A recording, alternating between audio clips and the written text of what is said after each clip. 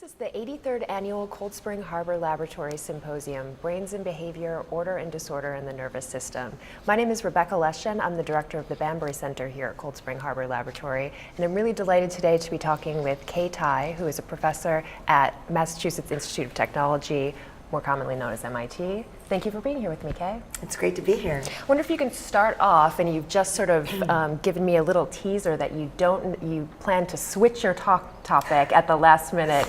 Can you give us a little background on your research and maybe give us a little bit more of a hint as to what you're going to talk about? Sure. So basically, I'm interested in understanding the neural circuit mechanisms of emotional valence processing. So this is a tricky question. It's an internal state. But basically, all motivated behaviors fall into one of two categories: seeking pleasure, seeking rewards, or avoiding pain, avoiding punishments. And so basically, when information is coming into our brain, we're sensing it. There's so much sensory information. We're constantly bombarded by an overwhelming amount of information that we have to filter out what's unimportant so that we can pay attention and respond appropriately to what is important. And if you think about this in the context of survival, this needs to happen very quickly. We need to be able to respond quickly to our environment. If there's a predator, we need to escape. If there's an opportunity for food, we should snatch it up before someone else does. So this type of processing happens and is very well conserved across different species, and a critical nucleus or critical node within important circuits for this function is the amygdala. So my research expands and extends beyond the amygdala, but really that's the core of, that's sort of the sun of the solar system in which I explore.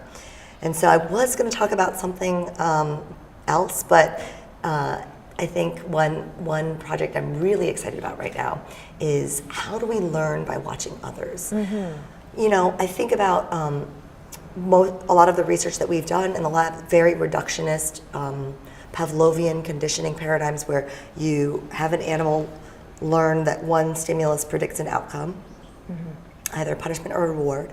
And it's very, very stereotyped. It's a very specific task, and they're not learning anything else. But when I think about things I'm afraid of, things that I like, a lot of the associations I've formed haven't been through direct experience. For example, one of my biggest fears is that I'll get hit by a car, or actually that my kids will get hit by a car, but never mind. But you know, I'm also afraid of getting hit by a car, but if the only way that I could learn to be afraid of being hit by a car is to actually experience it, that would be very costly. And you can imagine how learning through observation and extracting what could be dangerous or threatening by watching others make those mistakes, others suffer those punishments, is extremely adaptive and great for the survival of any given species. So could could you, in the example of being hit by a car, if you then witnessed or experienced others surviving, enjoying being hit by a car, could you reverse that? Right, in theory, yes. Okay, so this is not all hardwired.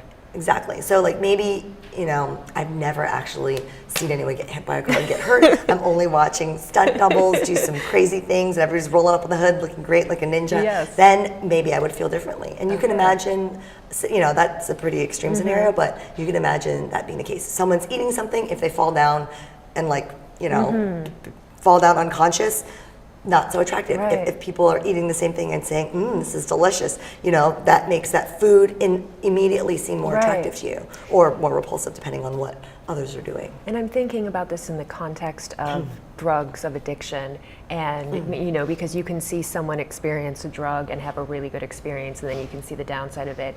And can you use witnessing or experiencing bad things to help someone overcome addiction? I think that's an interesting question. I think overcoming addiction is a completely, after even relatively limited exposure, evidence from a single cocaine experience or, long periods of self-administration of alcohol or cocaine or other drugs, all of these changes induce really profound neuroplastic adaptations. And so your brain does change with drug exposure, with repeated self-administration. So I don't think that observing another person's experience would help someone overcome drug addiction if they've already become addicted. Okay. Could it make it less attractive to try a drug in the first place? That's probably more likely. Oh, interesting. Okay, so get them before they're addicted. Yeah. So you mentioned changes in the brain, which leads me into something else I was curious about. Many of your experiments and research is using techniques like circuit tracing, optogenetics. How, I mean, it's a relatively new technology, thinking about studies in this space. How has it changed the field, do you think, and how has it helped you unpack some of these circuits? Well, that's a really good question. So I think that in the recent years, I think some people might say, oh, you know, what have we really learned? Do we understand consciousness? Do we understand emotion? Of course, there's much more to do. But I think the big transformation that this real explosion of neurotechnology has solidly made in advancing the neuroscience field is that I think we don't really necessarily think of brain regions as having functions as much as things being circuits, information's routed into different places. You know, I think when I was on the job market applying for jobs as faculty, for faculty positions, I was giving a talk, and to me this seemed really obvious, and I don't think I was alone in this, but it was not fully accepted. And the idea was, oh, okay, there's neurons in this brain region. Some of them project here, some of them project there, and they do opposite things. And you know, because if we manipulate all of them, then you're getting the majority vote. You're getting a winner-take-all type of behavioral output. All the neurons are doing different things, and yet the animal can only really there's one quantifiable measurement that you get from their behavior. And I think the common misconception could be, oh, well, because we manipulate this one brain region and then we get this behavioral output, all those neurons must be doing the same thing. That makes no logical sense, right? Like that's like saying because we have one president, everyone in the United States should agree on who that president should be. I think that's more intuitive, that people can understand that that's probably not the case. But you know, there could be a lot of heterogeneity in the functional properties and the coding properties of different neurons, and yet you still get one ultimate output.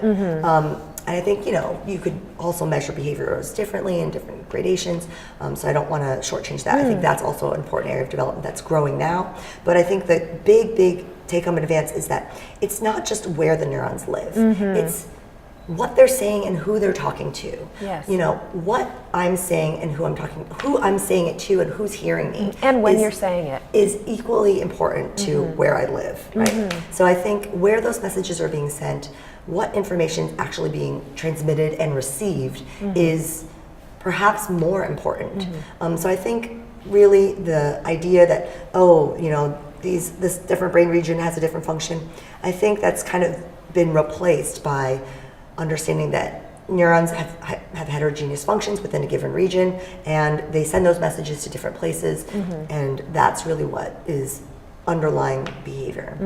And so with that principle, I think it really raises the idea that we need to understand how individual circuits work, that if you use non-specific treatments like a systemic administration of a drug, you're going to have some therapeutic effect, you're going to have a lot of side effects. A lot of these effects could counteract each other and lead to sort of a zero-sum effect. And what I think is really important is if you understand what each component of the circuit does, we can now transcriptionally profile those neurons and then identify what unique surface receptors might exist, and that might give rise to much more specific druggable targets if that's the way to move forward, or perhaps direct interventions to target circuits. So I think that is going to be the future of mental health treatment. We'll see if I'm right, but that's what I think, and I think we've taken that first step of recognizing the diversity of functions and how circuits are circuits the module within the brain rather than a specific region. It's all about for context. Example. You know, and I think at this point, I feel like you walk around and it's not controversial. You know, you say where a neuron projects is really important for understanding how the brain functions, and I think everybody recognized that now. But you know, 6-7 years ago, that was super controversial. Yes. And someone even told me that seemed like a convenient but unlikely hypothesis. And so it shows, to me, I think that's a testament to how much the status quo has changed within neuroscience. Yes. Oh, I hope you've printed off that quote and sort of maybe taped it to your desk or some. Yeah. No, well, that was a really important statement that made me realize how much validation is required. Yeah. And if you've, now I've grown up with this conceptual framework in my mind of how the brain works. And 10, 15 years later, there'll probably be another revolution. Yeah. And I will have trouble accepting this new concept, I'm sure, and I will require a wealth of empirical evidence to convince me otherwise, because that's the way the brain works. To accept a new framework, we need a lot of evidence to really reject what we were thinking before. So I think that's expected, and I think we have that now, and I think that's why there is consensus in our field. So, we've talked about mental health or things like addiction already. A lot of these studies are done in rodent models. Do you find it difficult, the semantics of it, to ascribe emotional or behavioral words to a rodent, trying to draw a parallel to humans when in reality it's two different lives? That's a great question, and I address it at the beginning of every talk. And so that's kind of the introduction. What I'm interested in, what I wonder about, is how do we have these feelings? How do I have these powerful internal states, these emotional processes that influence my perception, my motor output, decision making, cognition, arousal levels, pretty much everything. But it is virtually impossible to study, with unequivocal confidence, an internal subjective state. It's not possible. Not only is it impossible to study in rodents, I would argue it's also impossible to study in humans. Yeah. You might say you're sad, and I might say I'm sad. Our sads might not be the same actual experience. Yes. So I think there's something to be said about that, but what I actually study is motivated behaviors. But that's the best readout that we have for emotion, and that's really the readout that we have in humans or rodents. So, self-report is a behavioral output. Yes. And it's not always accurate. So I think that those are the limitations, and it doesn't change what I'm really curious and passionate about, but it does make me have to recognize what the limitations are of what we can quantify and conclude with confidence. We can speculate, of course. Maybe the next technology needed is speech for rodents, the ability to self-report, maybe. I want to switch gears just a little bit, because I'm really struck and impressed by the amount of thought that I perceive that you put into training. Just from a brief look at your website, you have a huge amount of information on what you expect, your lab dynamics, and I think that's really unusual and great. How is that a part of your life as a scientist? So I think everybody's different in terms of what motivates them to do this job. This job has so many different aspects about it. And for me, the most rewarding part is, of course, I love getting that piece of data that makes me think differently, but what is even more rewarding, and reliably so, is watching someone grow and develop and become more confident and come into themselves as a scientist. And I think scientific academic research it takes a long time to develop this diversity of skills. It takes a long time to mature into this job, and I think it's really one of the few career paths that have a true mentor-apprentice like relationship in the modern world. I don't think that exists in many other career paths, and to me it's really special. Of course, I teach undergraduates, but having someone in my classroom for 6 months is very different than working closely with someone in my lab for 5 years. And I think the amount of development that you can witness someone having over that period of time is really incredible, and it's hard to even imagine on a short time scale. But when you can look back and see, you have all the data points. How it evolved together, and we all grow together.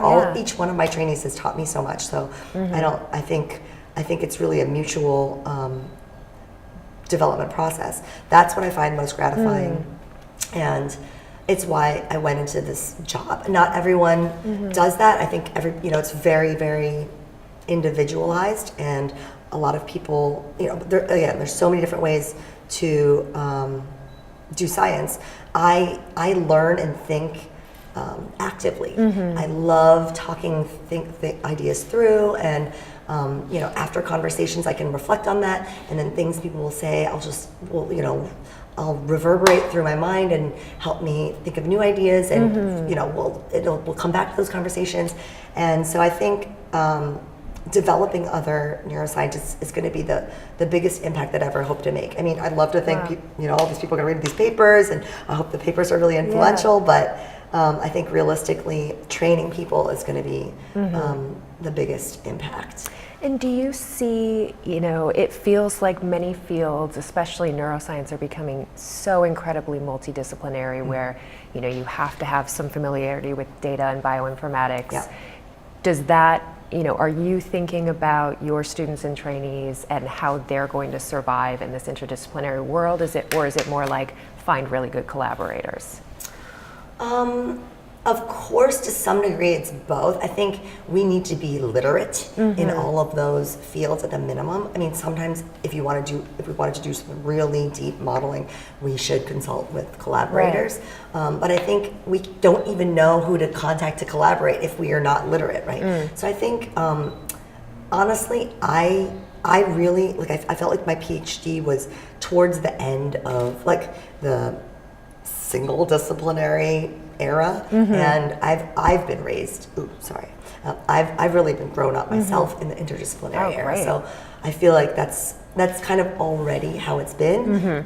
So I like to bring really diverse people to my lab, in terms of background, in terms of personalities, in terms of training, in terms of fields of expertise, and it really makes for interesting discussions and lively debates. Otherwise, if you just pick everyone who's had similar training to yourself, maybe that's going to help you get things done faster in the short term, but then you're in this echo chamber, and it doesn't really stimulate creative exploration. And so that's what I love about science.